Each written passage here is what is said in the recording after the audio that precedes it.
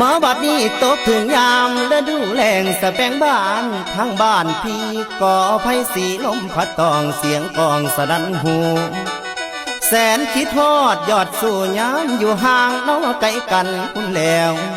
สะแบงบ้านลมพัดปิ่นหมุนดอกลงพื้น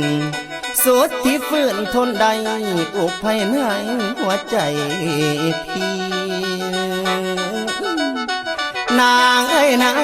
ไงกูลาอายนี่หุนพรบ่พรบอกขานิ่งน้ำนองเจ้าเรื่องเก่าน้องข้างหลังคุณแล้ว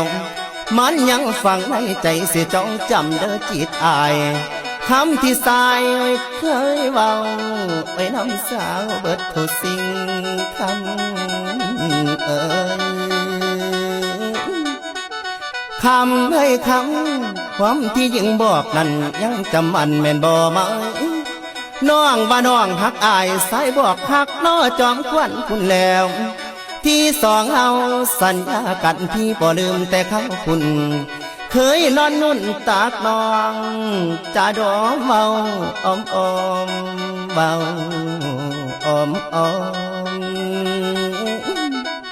ลานางเอ้ยสองใจเฮาพร้อมๆล้อมเขาไม่ใส่กันอดีตก่อนเก่านั้นยังค่อยบันบัก